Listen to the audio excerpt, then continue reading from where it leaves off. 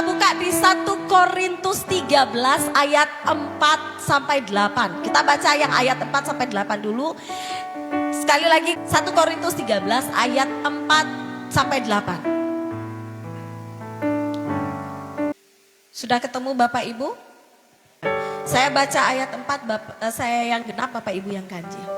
Kasih itu sabar, kasih itu murah hati. Ia tidak cemburu, ia tidak memegahkan diri dan tidak sombong. Ayat 5.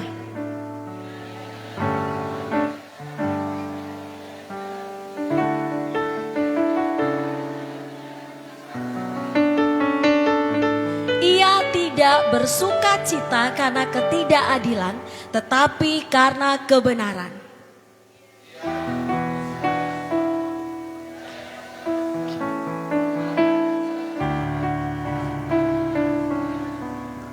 Kasih tidak berkesudahan, nubuatan akan berakhir, bahasa roh akan berhenti, pengetahuan akan lenyap. Sampai di situ dulu ya Bapak Ibu ya, kita baca.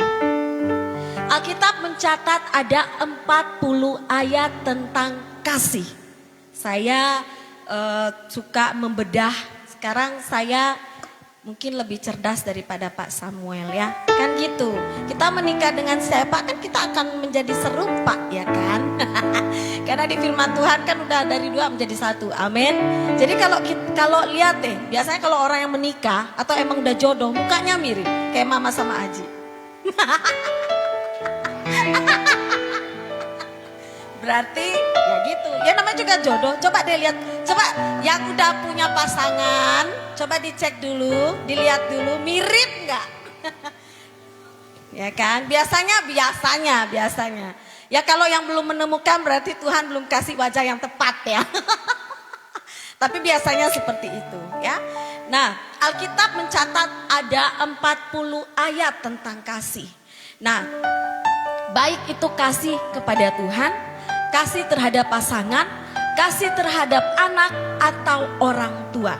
Tapi saya tertarik dengan kitab 1 Korintus 13. Karena bagi saya pasal ini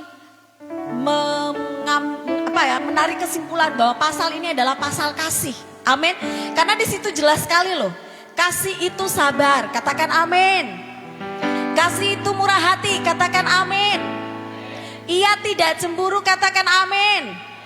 Ia tidak memegahkan diri, katakan amin. Dan tidak sombong, katakan amin. Siapa yang sudah sabar hari ini? Yakin. Ntar kalau keluar dari pintu gereja, ntar diuji loh ya. Siapa yang murah hati hari ini, katakan amin. Bener ya. Nanti kalau memberi yang gede ya. Enggak. Nah, kalau berbicara tentang sabar, nah, saya itu bukan orang yang sabar Bapak Ibu. Apalagi dalam menunggu. Wih. Saya tuh paling gak suka. Saya mesen Shopee. Biasanya, Pak Dani tolong dong ya. Biar lebih dramatis. Biar lebih dalam gitu kan. Saya pesen Shopee. Saya udah tahu dong, orang saya sering kan ya. Kayak sekolah saya pesen. Terus untuk pribadi saya atau suami atau untuk gereja juga ada. Nah, kalau biasanya itu kan kalau suka ngecek tiap menit, tiap detik, tiap jam itu udah sampai di mana barang saya ini. Lama banget ini. Waktu itu kejadiannya baru berapa minggu yang lalu, baru minggu kemarin kalau nggak salah. Mesen barang kelamaan, lama banget. Saya tuh nggak sabar. Itu kalau sampai saya bikin, andaikan saya kenal aja sama yang punya JNT di Gianyar, mungkin saya sudah telepon orang itu beneran. Karena saking saya nggak sabar, saya marah-marah sama orang itu. Karena kan orang itu perlu dong review dari customer ya kan. Karena kan bintang itu kan menentukan kualitas produknya dia. Saya bilang gini, bet deh nggak mau saya, soalnya ini kelamaan. Waktu itu kado buat Bu Ayu, ya saya beli, aduh lama banget sih nih, sampai lewat berapa hari itu, sampai saya bilang udah dah saya nggak mau lagi deh soalnya kelamaan. Tuh dia bilang ayolah kak, saya bilang nggak, saya mau di refund aja, saya nggak mau. Cuman akhirnya saya berpikir udahlah. Tiba-tiba Tuhan kasih tema kasih itu sabar. Masih sabarkah kita sampai hari ini menanti janji-janji Tuhan? Amin. Ya puji Tuhan barangnya itu datang walaupun saya komplainnya banyak. Tapi ya namanya juga mereka kita membutuhkan mereka dan mereka membutuhkan kita juga, ya udah nggak apa-apa. Tapi itu jangan sampai sering kali terjadi ketika kita nggak sabar sama pasangan kita, kok nggak berubah-berubah Tuhan. Anak saya kok nggak pernah ke gereja Tuhan. Kok ini saudara saya kok nggak bertobat-bertobat Tuhan. Sabar. Amin. Sabar itu memang tidak gampang. Sabar itu bukan perasaan Bapak Ibu, tapi tindakan. Kalau cuman perasaan aja kita nggak bisa ngapa-ngapain. Ya udah, saya sabar sama kamu, cuman baper. Ya nggak bisa. Harus ada tindakan. Amin Bapak Ibu. Tindakannya apa? Berdoa sama Tuhan. Kita tidak bisa mengubah pasangan kita. Kita tidak bisa mengubah orang-orang yang menyebalkan sama kita. Tapi satu hal yang pasti, kita bisa minta Tuhan mengubahkan orang itu. Amin. Butuh waktu memang. Tapi percaya, waktu Tuhan pasti. Mari katakan, tak mudah dimengerti, lewati cobaan, ku tetap percaya waktu Tuhan pasti yang kita percaya waktu Tuhan pasti yang terbaik. Amin. Jadi jangan pernah takut. Ketika saya membaca dan merenungkan kembali, hal itulah yang semakin saya sadari. Kasih bukan hanya rasa yang muncul dari hati. Kasih harus nyata dalam tindakan. Amin Bapak Ibu. Jadi saya hanya mau bilang, Tuhan itu terlalu sabar sama kita. Dia menunggu kita kapan kita berubah. Tapi seringkali kitanya menutup diri, gak mau Tuhan, saya belum mau berubah. Saya masih nyaman dengan kehidupan lama saya. Saya masih nyaman dengan dosa saya. Saya masih nyaman dengan roh kesombongan saya. Saya masih nyaman dengan apa yang saya punya saat ini. Saya gak mau Tuhan. Saya lagi gak mau serius dulu deh sama Tuhan. Nanti tunggu waktunya. Tunggu waktunya bagaimana? Tunggu waktunya Tunggu waktu ketika kamu udah sekarat baru kamu cari Tuhan. Enggak gitu konsepnya. Tunggu waktu pas ketika kamu kena masalah. Tunggu waktu pas kamu kena sakit yang lebih parah. Enggak gitu konsepnya. Karena seringkalinya gini. Kita cari Tuhan kalau ada maunya. Beneran. Makanya saya kadang sama Bapak itu suka berselisih paham lebih tepatnya. Karena kan kalau dia melakukan sesuatu saya akan bertanya alasannya kenapa. Kalau dia nggak ngasih alasan saya yang tepat, saya akan cari tahu terus kenapa alasannya. Itulah saya, karena saya tipe orangnya saya akan puas ketika saya sudah mendapat jawaban yang tepat. Nah itu saya. Jadi saya akan kenapa kamu seperti ini? Kenapa kamu berdoa? Kenapa kamu berpuasa? Karena gini. Bapak itu dia orangnya spontanitas, sedangkan saya itu harus direncanakan. Itu bedanya. Karena kadang gini, saya sudah nulis apa, tiba-tiba Bapak ngomongnya apa. Nah itu seringkali terjadi seperti itu. Tapi ya saya belajar untuk ngerem, saya belajar untuk sabar. Tunggu sampai di rumah. Tunggu ya Pak ya. Akan saya catat dalam hati saya. Gitu. Tapi karena kamu sampai di rumah saya sudah lupa. Pas berantem itu baru keluar.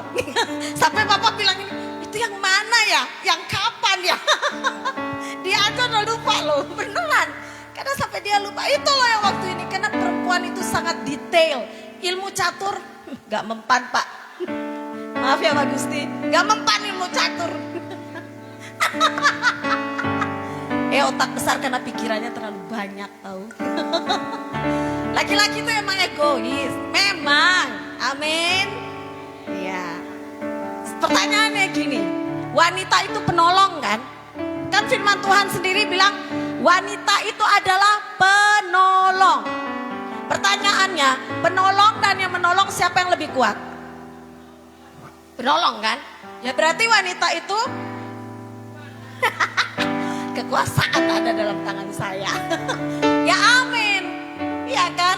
Otaknya gede. Perempuan itu otaknya gede karena pikirannya banyak, Pak. Supaya Bapak tahu ya. Banyak, Pak. Perempuan tuh kan kalau laki-laki itu terlalu simpel menurut saya. Kayak nggak ada variasinya dalam hidup. Karena dia akan memikirkan apa yang ada di depan. Ya kan, istilahnya gini, kalau dia doa, kalau bapak doa tuh doanya satu aja. Kalau untuk Brian doanya yang ini. Kalau untuk princess yang ini. Pokoknya anak-anak tuh udah punya jatah doa buat dia. Kalau saya enggak, saya akan bervariasi. Ya kayak Brian punya masa depan, dia akan begini, begini dan begini. Banyak kata-katanya. Kalau laki-laki tuh ya itu aja. Contoh kayak belanja, ya kan. Pak, antarin saya belanja ke Klendis. Ceritanya hanya mungkin nyari 5 barang. Tapi udah beriman ini shopping bagnya nggak usah yang gede-gede lah. Tapi suami saya udah nanya, yakin cuma yang ukuran gitu aja? Iya, nggak akan nambah, orang cuma 5 atau 3 lah. Tiba-tiba sampai di kasir, Pak bisa ngambil shopping bag yang lain lagi nggak? Kan gitu ya, tidak bisa dipegang karena memang nyari garam, kaldu jamur, sayur, buah, ada aja. Homebody kayaknya sudah mau habis. Bedak sudah mau habis. Anak punya minyak masih ada nggak ya? Kan gitu ya kan. Terus nanti waktu pas lihat bil, menyesal. Karena belanjanya kebanyakan. Sering kali kayak gitu. Jadi memang sebenarnya wanita itu komplit. Amin. Laki-laki itu simple sekali dia. Kalau disuruh apa ya dia pergi beli itu aja. Tapi kalau perempuan enggak kan, listnya 3, yang datang bisa 10, ya kan? Makanya tadi kadang kalau belanja itu mending dia diam aja, nanti kalau pas ngambil barang baru dia yang bawa. Gitu seringnya, karena dia pasti tahu. Sampai dia nanya, yakin ukurannya cuma begitu aja? Yakin, saya yakin. Padahal kenyataannya enggak kayak gitu. Amin Bapak Ibu. Di Alkitab itu ada 4 jenis kasih. Silakan Jeffrey next. 4 jenis kasih Jeffrey, ada nggak ya saya kirim? Nggak ada ya? Oh nggak ada, oke. Yang pertama itu adalah kasih dalam keluarga. Kata ini menggambarkan ikatan mendalam dan penuh perhatian antara orang tua, anak, suami istri, saudara kandung dan sesama kita manusia. Yang kedua adalah kasih filia, ya Pak ya, atau pileo ya. Artinya kasih persaudaraan atau persahabatan yang melebihi ikatan keluarga. Atau kita harus mengasihi sesama teman sahabat seperti kita mengasihi diri kita sendiri. Yang ketiga, kasih eros.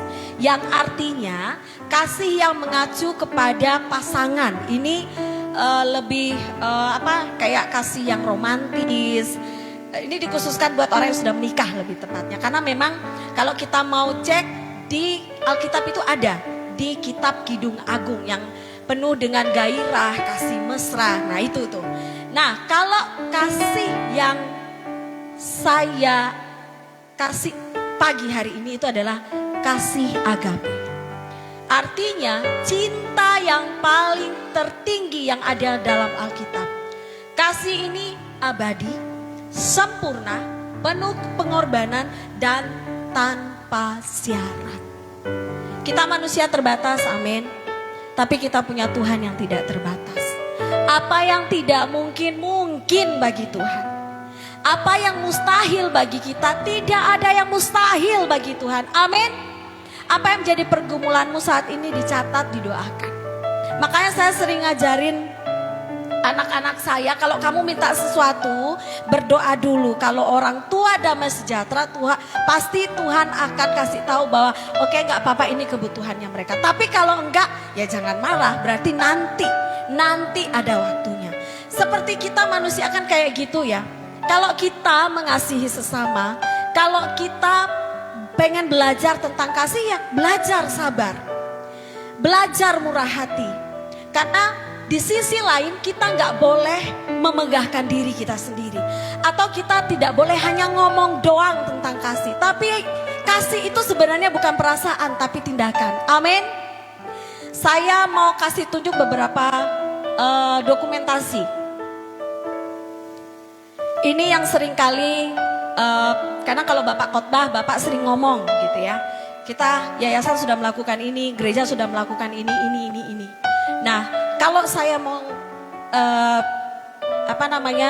mau menceritakan, ini kami pernah berbagi kasih dengan khusus untuk bapak-bapak parkir, tukang parkir ya. Terus ini dengan hamba-hamba Tuhan yang saya sama bapak lagi bungkus-bungkus sembako di plastik merah. Ini kami bagikan 100 nasi bungkus ya Maya, untuk orang-orang yang ada di sekitar Gianyar lah kalau nggak salah. Nah, kalau yang ini kami bagikan sembako ke salah satu panti asuhan yang ada di Sumba Tengah. Nah, kalau yang ini kami ada di Waingapu, Sumba Timur ya. Peletakan batu pertama gereja dan ketemu sama ibu ini. Ibu ini janda, punya anak 4, suaminya sudah meninggal, rumahnya digubuk seperti itu. Ya, kami bisa bantu untuk merenovasi rumah, belikan tempat tidur dan karena sekolah di sana itu kan masih gratis. Jadi kami bantu anak-anaknya belikan seragam, buku dan segala macamnya. Dan selanjutnya ini namanya Gebi. Gebi ini di Kupang. Di salah satu rumah sakit, dia adalah pasien kusta termuda. Umurnya berapa ya Pak ya? 19 tahun. Nggak tahu gimana ceritanya karena waktu itu hanya bapak aja yang pergi ke sana. Jadi itu rumah sakit kusta yang ada di Kupang, jauh banget tempatnya katanya. Itu kalau kering jalannya berdebu sekali. Tapi kalau hujan jalannya itu karena itu jalan merah jadi sampai katanya kalau hujan udah nggak akan bisa pulang lagi kembali. Harus nunggu sampai benar-benar jalannya kering karena memang susah sekali. Saya harusnya waktu itu ikut tapi saya agak ragu dengan kondisi saya jadi saya nggak kasih. Bapak sama staf aja yang pergi waktu itu. Jadi kita berkunjung ke sana, bapak tanya kamu mau minta apa, kamu mau dibelikan apa, jadi kita berbagi buat dia. Bukan hanya buat Gebi aja ya, tapi buat beberapa semua pasien kusta yang ada di sana. Ketika kita membicarakan tentang kasih Bapak Ibu, saya hanya pengen membuat Bapak Ibu untuk lebih mengerti. Kenapa saya bilang dari tadi kasih itu bukan perasaan, kasih itu bukan perasaan, kasih itu tindakan. Ketika kita ngomongin kasih, ya berarti harus ada pengorbanan. Amin. Jadi bukan hanya sekedar kasihan ya orang itu ya, tapi kita nggak melakukan apa-apa. Saya punya staf waktu itu, dia waktu itu karena sering kali ngikut kita kemana-mana. Akhirnya waktu pas dia ulang tahun, dia tidak merayakan tapi dia ngumpulin gajinya, dia bagikan sekitar berapa nasi bungkus gitu. Hanya karena dia bilang saya pengen berbagi. Jadi saya bagikan nasi bungkus untuk orang-orang yang ada di jalan Pak. Nah kalau yang ini kita buat makan gratis waktu itu. Jadi kasih itu adalah suatu tindakan. Gak melihat dia orang Kristen atau enggak, dia orang percaya atau enggak, tapi siapapun itu kita bisa membagikan kasih. Amin. Karena memang kita sudah menerima kasih dari Tuhan. Jadi jangan hanya untuk diri kita sendiri aja, kita memperkaya diri kita sendiri aja, tapi boleh dong kita lihat yang ada di samping kanan kiri muka belakang kita. Pasti ada orang-orang yang lebih butuh daripada kita. Coba kalau kita lihat kita masih bisa makan enak hari ini, itu puji Tuhan. Kalau ada pun yang kurang-kurang tapi pasti percaya Tuhan pasti menolong. Gak tahu gimana caranya tapi ada saja pertolongan Tuhan. Amin Bapak Ibu. karena kita sudah menerima kasih itu sendiri. Kenapa saya bilang begitu? Karena kan Tuhan ada dalam hati kita. Makanya tadi saya bilang Tuhan itu adalah kasih. Amin. Jadi jangan pernah jemu-jemu berbuat baik Bapak Ibu. Next, yang selanjutnya adalah kasih adalah komitmen, bukan hanya emosi. Gantengnya, cantiknya, Kenapa saya mengambil foto pernikahan saya? Karena kasih adalah komitmen Bapak Ibu. Kalau kita ngomongin soal komitmen itu berarti seperti kita membuat komitmen sama orang yang akan kita jalani hidup bersama-sama. Contohnya pasangan. Kan kita yakin bahwa dia pasti akan membimbing saya, dia pasti baik sama saya, dia pasti akan bertanggung jawab sama kehidupan saya, dia pasti akan, pokoknya akan.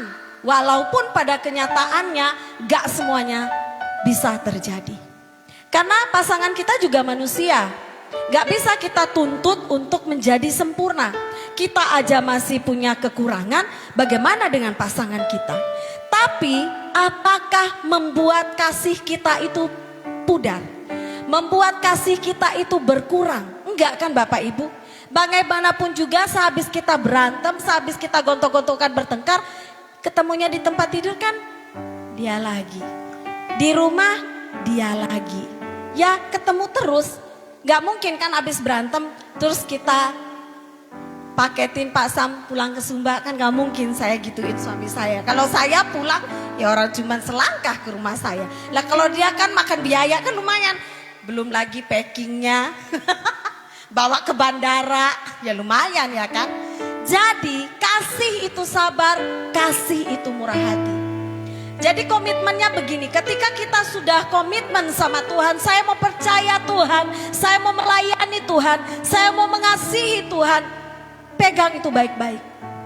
Jangan sampai komitmen kita pudar berjalannya waktu. Karena seringkali seperti itu, biasanya yang terjadi kita yang pergi meninggalkan Tuhan.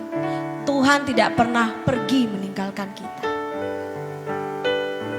Itu yang maksud saya komitmen sama Tuhan. Komitmen sama keluargamu. Kalau kamu sudah yakin dia adalah pasangan yang tepat, pelihara dia baik-baik. Beri yang terbaik. Kalau Tuhan mempercayakan anak 4, ya bersyukur aja. Kalau Tuhan percayakan belum punya anak, ya bersyukur aja. Kalau memang kamu belum punya pasangan sekalipun, ya udah bersyukur aja.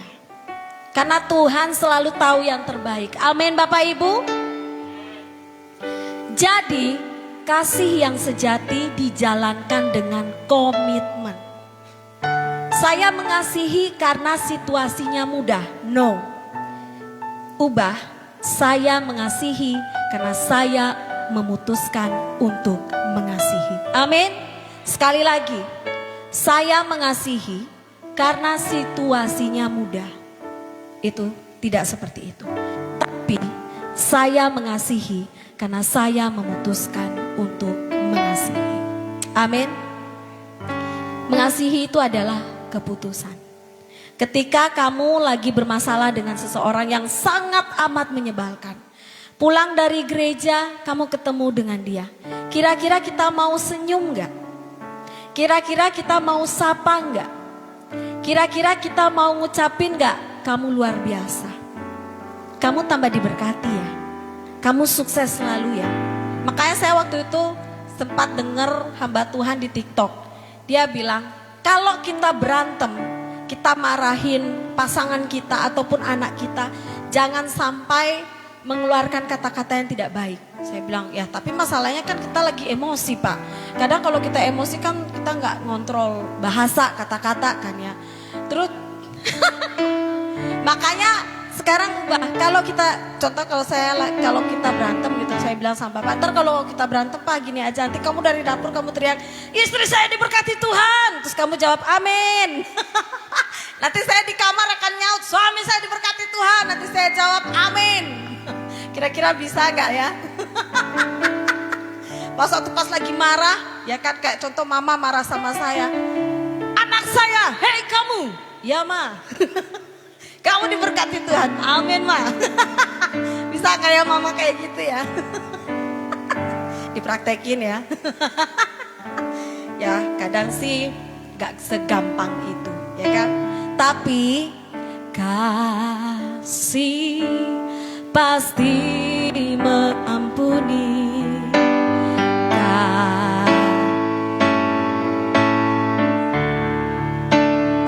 Mari nyanyikan kasih. Sama-sama katakan kasih-Mu, kasih-Mu Tuhan, ajarilah kami ini. Lebih dahsyat lagi.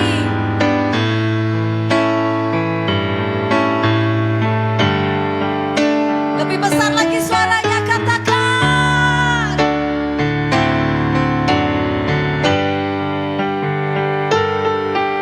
Kasih-Mu tulus tiada batasnya. Jadi kalau lagi berantem sama suami ya, ibu-ibu, suami-suami langsung peluk, nyanyi kasih. Niscaya ditabok. Orang lagi emosi, lagi panas-panasnya gitu kan ya. Cari kan.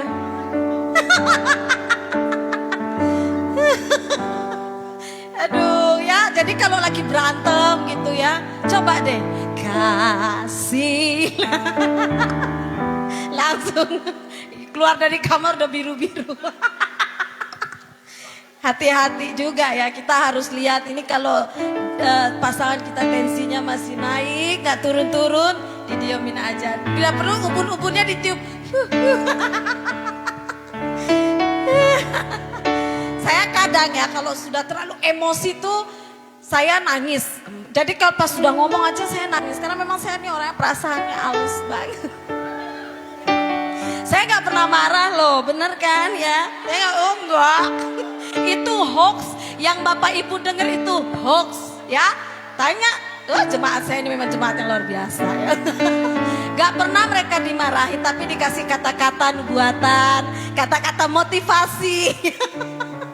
Apalagi anak-anak, saya gak pernah marah, cuma menasehati. Karena kasih itu ada didikan, amin. Kalau nggak bisa dididik, tabok. Kan kemarin waktu itu kita tentang yang ikut seminar orang tua ya Pak Dani, Bapak kan dengar ya. Kasih itu ada didikan. Anak-anak perlulah dipukul, tapi bagian yang mana dulu nih? Apalagi kayak Prince gitu, empuk semua kan? Ya jangan. Ya kita ceklah dulu. Tapi saya nggak berani mukul anak. Saya tidak berani mukul anak. Saya nggak berani. Saya tanya Bapak, saya tidak pernah pukul anak. Tapi kalau sudah terlalu berlebihan, perlu. Ya, jangan dipraktekkan sama pasangan Bapak Ibu. Jangan. Ya, itu yang pertama. Yang kedua, kasih melampaui ego. Iya itu Tuhan ya. Wih, gantengnya, Ini ada filosofinya Bapak Ibu. Ini kasih yang melampaui ego. Ini nanti saya akan cerita tentang bagaimana apa yang kita lakukan. Jadi ia tidak melakukan yang tidak sopan dan tidak mencari keuntungan akan dirinya sendiri. Ia tidak pemarah dan tidak menyimpan kesalahan orang lain. Katakan amin. Ini ayat 5. Kasih yang sejati berarti meletakkan kebutuhan orang lain di atas kebutuhan sendiri, dan itu adalah suatu tindakan. Dengan kata lain, kasih tidak egois. Ini perjalanan saya dan Bapak ke desa Poguatu. Kalau untuk saya sendiri, saya sudah 3 kali ke sana ya Bapak Ibu. Bapak ini sekitar 4 atau 5 kali ke sana. Jadi ini adalah desa yang salah satu desa yang ada di Sumba Tengah. Dari rumah kakak saya itu 1 jaman kali ya. 1 jaman menggunakan kendaraan mobil. Sampai di atas, desa yang atas karena itu agak naik.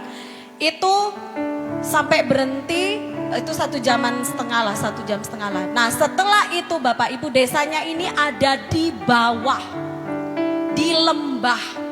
Tahu lembah? Ini kan gunung atau bukit di bawahnya. Nah jadi posisinya itu kayak naik, turun, benar-benar lembah. Jadi dia modelnya tuh kayak ujungnya perahu. Nah ujungnya perahu, di bawah, di kanan jurang, depan jurang, kiri jurang. Desa ini, saya sudah 3 kali ke sana. Perginya 2 jam, pulangnya 2 jam. Secara manusia, fisik saya nggak kuat. Saya memang bukan anak yang kuat. Tanya mama saya bukan, saya pernah mengalami sakit.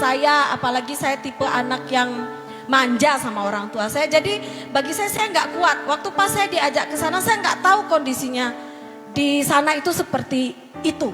Ini masih baik-baiknya. Masih ada lagi Jeffrey? Ya, tampilin aja. Ini perjalanannya ya. Saya harus pakai topi, sepatu, legging, dan bawa air minum. Karena panasnya itu kita rasain panas dari bawah, rasain panas juga dari atas. Setiap kali kita perginya pagi, keluar dari desa itu pasti sore. Karena perjalanannya yang lama, 4 jam PP. Ini bukan yang, ya kalau yang ini beda, yang ini. Itu jalan kaki 2 jam Bapak Ibu. Tuhan. Kalau saya mikir keegoisan saya, mending saya diam di rumah kakak saya. Karena kita kan bawa sembako. Nah, itu kalau saya bukan mikir saya mau melakukan sesuatu untuk orang-orang yang ada di sana. Saya gak bilang sama mama saya kondisinya seperti itu. Saya gak pernah bilang sama mama saya. Jadi gini, itu satu kampung anaknya itu ada puluhan Bapak Ibu. Mereka gak bisa keluar dari kampung itu. Mereka gak boleh kemana-mana. Istilahnya hidup mati ya di situ. Mau model kusta yang kayak gimana? Saya gak berani lihat, Bapak yang berani lihat waktu itu. Dari yang udah putih semua karena obat. Ada yang anak-anak yang belum kena akhirnya terjangkit. Karena kan penularannya lewat tempat makan. Kan mereka gak boleh kemana-mana. Hanya di situ aja. Jadi waktu pas mereka melihat ada orang luar yang datang. Mereka tuh seperti lihat malaikat. Mereka seperti lihat, mungkin ini perwakilan dari presiden mungkin. Beneran, karena mereka gak pernah lihat orang luar ke situ. Mau saya ajak ke sana? Pak Dani mau? Pak Gede aja mabok. Aduh, saya nggak mau lagi deh bawa kakak saya, ampun saya. Mabok, apalagi waktu itu lagi virus COVID. Tuhan Yesus, dia mabok Bapak Ibu. Ya iyalah, karena waktu itu perjalanan dari Waingapu ke Sumba Tengah. Berapa jam Pak? 3 jaman lebih kali ya. Kan masih 4 jam lah, karena kita masih foto-foto cuy. Spot-spot bagus kan, jangan sampai kasih kendor. Karena di Sumba itu luar biasa, bagus banget. Ternyata kita dapat pemberitahuan bahwa harus, bukan rapid test sih, apa sih? Itu tuh. Swab. Di Sumba Tengah itu ada rumah sakit, tapi tidak menyediakan swab. Kita harus bayangkan, kita baru nyampe sore ketemu sama keluarga, tiba-tiba disuruh kita harus kembali lagi ke Waingapu karena hanya di rumah sakit Waingapu yang ada swab. Kakak saya pertama dia ya ketawa, makan sana makan sini, pas dia denger kayaknya kita harus kembali lagi ke Waingapu. Dia langsung pusing. Dia mabok Bapak Ibu, gak bisa. Besok paginya kita harus swab, tapi puji Tuhan karena Tuhan tahu kita mau pelayanan ke sana. Kalau yang di atas kita peresmian gereja yang ada di Waingapu. Ini perjalanan kita waktu pas kita bawa sembako itu. Ini udah sama tim lain. Nah ini itu desanya kayak gitu, kurang jelas ya. Tapi itu desanya sangat menyedihkan sekali. Tapi saya bersyukur 3 kali ke sana saya udah biasa aja. Cuma saya yang bikin saya kesel, saya nggak akan pernah percaya sama orang-orang. Maaf saya nggak menyebutin sih, cuma saya nggak percaya sama kayak saudara-saudara saya yang membawa saya dari, maksudnya saudara-saudara bapak lebih tepat. Kan saya nanya, ini berapa lama lagi? Tinggal sedikit, tinggal sedikit. Waktunya berapa lama? 20 menit saja. Hey, saya lihat, aku belum nyampe. Ini Kak, berapa lama lagi? Sedikit lagi, sedikit. Tuhan, 1 jam. Di mana lagi ini desa pertama? Ini desanya, tidak, di bawah. Berapa lama? Makanya itu menjadi pelajaran buat saya. Saya bilang, Pak, saya tidak akan pernah percaya. 1 jamnya mereka itu, 15 menitnya mereka itu 1 jamnya kita, Bapak Ibu. Aduh, saya gak akan pernah percaya. Saya bilang, saya gak akan pernah percaya. Makanya bersyukur saya udah 3 kali ke sana. Jadi saya gak akan bertanya, karena saya tahu. Sekarang saya sudah tahu kan, saya sudah tahu. Kalau dibilang 15 menit lagi, 15 menit. Menit. Sejam cuy, 2 jam. Enak aja, gak mau saya. Makanya sama kayak waktu pas ngapain itu ya. Aduh pokoknya gitu deh. Tapi luar biasa, saya senang di sana. Saya bersyukur pemandangannya luar biasa sekali. Nanti kita kalau punya berkat lebih kita bisa pergi ke Sumba. Karena Sumba itu is the best, luar biasa. Next, jadi jangan hanya memikirkan diri kita sendiri. Tapi bolehlah kita punya kelebihan berbagi dengan yang ada di sekitar kita. Berbagi itu bukan hanya ngomongin soal kalau beras kita cuma 5 kilo cukup untuk keluarga. Misalnya kalau keluarga suami istri anak 2. Karena kan tadi Bu Gembala bilang kasih itu berbagi. Berarti kalau kita punya beras 5 kilo yang cukup mungkin untuk 1 minggu. Kita berbagi aja Bapak ya. Kasih tetangga sebelah 2 kilo, kita 3 kilo. Ya gak gitu juga, harus berhikmat ya kan. Cukup saja mendoakan Tuhan tolong tetangga saya biar Tuhan memberkati dengan caranya Tuhan. Siapa tahu memang melalui kita ketika kita dapat berkat, kita bisa berbagi. Tapi tidak memaksa Bapak Ibu. Intinya kalau saudara kita sakit, cepat kita doain. Kalau butuh bantuan apa, mungkin kita nggak bisa kasih uang, kita bisa bantu antar ke rumah sakit. Atau ada ketika dia sendiri. Amin Bapak Ibu, jadi tidak berbicara tentang uang. Nah, yang ketiga, kasih adalah dasar dari semua hal yang baik. Demikianlah, ini di ayat 13 Jeffrey bisa ditampilkan. Ayat 13. Ayat 13. Kita baca sama-sama 1, 2, 3.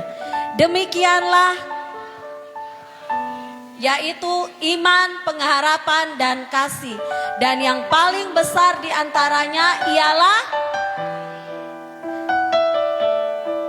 puji Tuhan, kasih adalah fondasi dari semua yang kita lakukan, baik dan benar. Karena kasih tidak berkesudahan, ia harus menjadi sesuatu yang tampak menonjol dalam kehidupan kita. Memiliki pengetahuan, talenta, dan karunia adalah sesuatu yang baik. Namun tidak akan sempurna tanpa kasih. Sudahkah kita memiliki kasih hari ini? Next Jeffrey.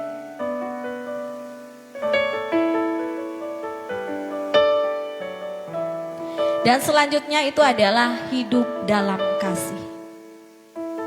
Ini kesimpulan di antara semua.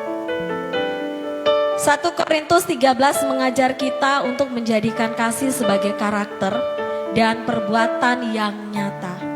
Seperti dikatakan di Yohanes 3 ayat 18, anak-anakku, marilah kita mengasihi bukan dengan perkataan atau lidah, tetapi dengan perbuatan dan dalam kebenaran.